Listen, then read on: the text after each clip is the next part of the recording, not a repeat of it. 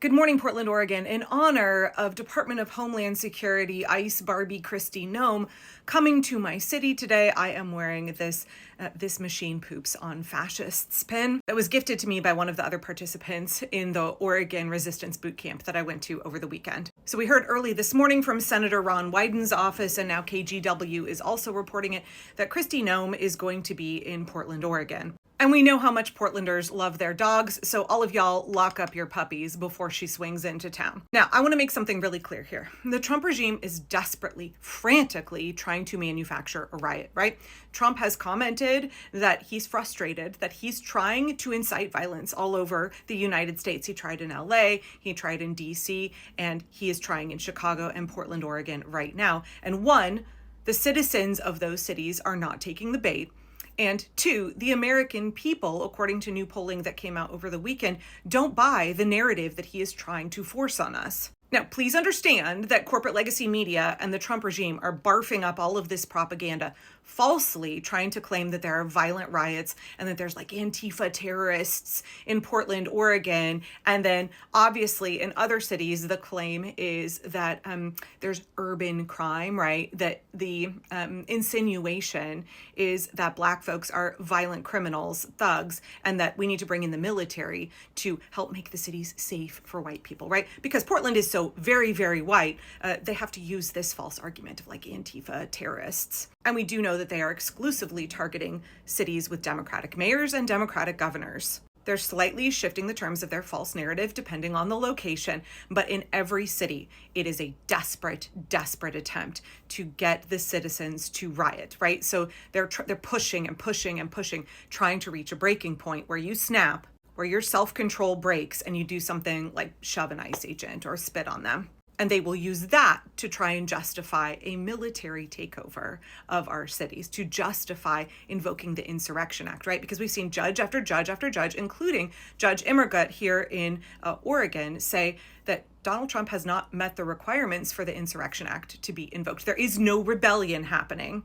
Despite Trump saying there's a war from within, and right, he has said for years that the real enemy, right, is here in the United States. He loves to say radical leftists. Like, it's embarrassing that he tries to paint Chuck Schumer and Hakeem Jeffries as radical leftist Democrats. It's embarrassing that he tries to paint this false narrative that it's like, people all clothed in black with Molotov cocktails wanting to start a war, because that's not who we are as the American people. And that's not who's showing up to protest. And that's not what's happening. What we're seeing is Americans who want to exercise their protected constitutional right to stand up and criticize the government, who are being met with violence, pepper spray in the face, pepper balls, rubber bullets, green gas, shoved, beaten, pushed to the ground, absolutely brutalized by ICE with no justification, no legal justification. But that's not getting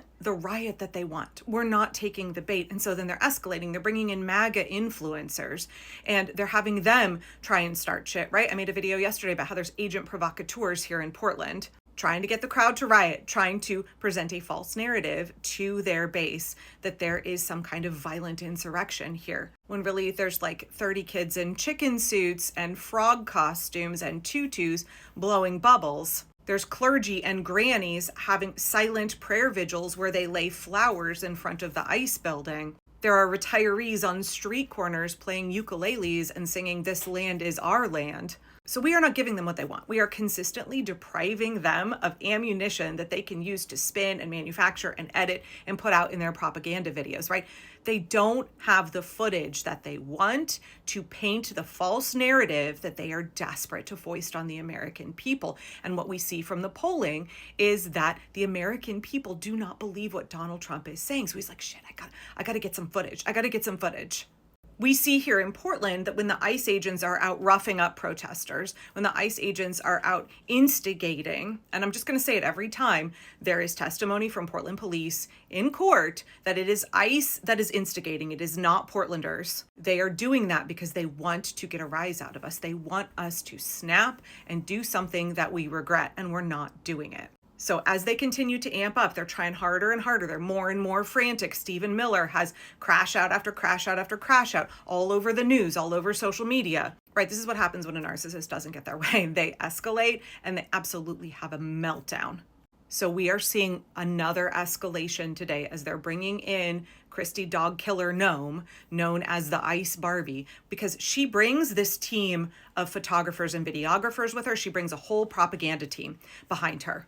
And they are filming everything. She's lying through her teeth, trying to paint a picture everywhere she goes that is not based in fact, but that upholds the false narrative of the regime. So please understand, she is in Portland trying to get a rise out of Portlanders, trying to get anything that her team can use on film that she can post on Homeland Security's Twitter account after it's been heavily edited and laden with false commentary from the regime. I just want to say here, to my fellow Portlanders, I am so proud of y'all. I am so proud of us as a city for how we are handling this pressure. It's really, really difficult when they are trying to get a rise out of you, when they are using all of the tactics they possibly can. The amount of commitment we have to our own self-discipline to not play into their hand is tremendous. And we've been doing that really, really well. And we're going to keep it up, right? They want to paint this false narrative that we are all violent domestic terrorists. And instead, we're showing up in silly little costumes and we're being who we are. We're being authentic. We're being Portlanders. It breaks their false narrative. I think it can be easy for us to think that we don't have any power in this situation, but we have tremendous power. We have all of this power to deprive them of ammunition. We have all of this power to refuse to play into their hand. We can see how escalated they're getting. They are the ones who lack emotion regulation. They are the ones who are crashing out. They are the ones who are being brutal and extreme and unhinged.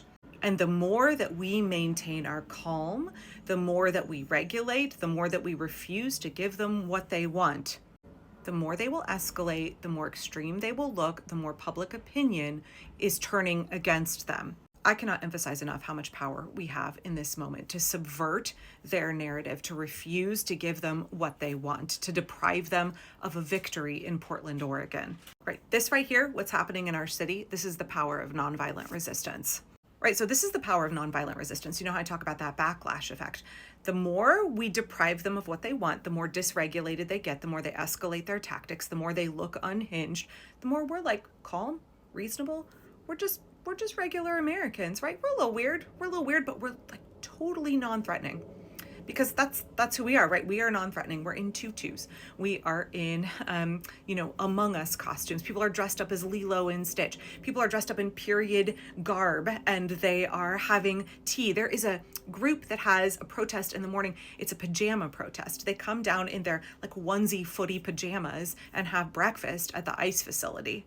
These are the kind of protests that we do, entirely non-threatening. Still voicing our dissent, our disapproval at what the regime is doing, right? We're not hiding in our homes. We're not cowering, right? We are not obeying. We're not complying. We are standing up and we are communicating this is not okay. This is not normal. We will not tolerate it. But we're not resorting to violence. We are public.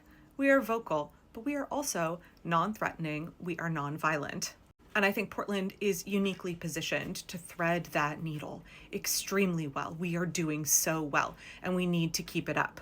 We have to hold the line. We have to have self-control. And I realize it's exhausting because we're really angry, right? What they're doing in this country and around the world is terrible. It's awful. It's absolutely a normal human response to want to be angry when you are looking at injustice, cruelty, and brutality. And the power of nonviolence is saying, I'm going to have self-discipline. I'm going to regulate my emotions. I am not going to let the propaganda and tactics of the regime work on me. What they want is for me to have an emotional response so that I do something that I later regret.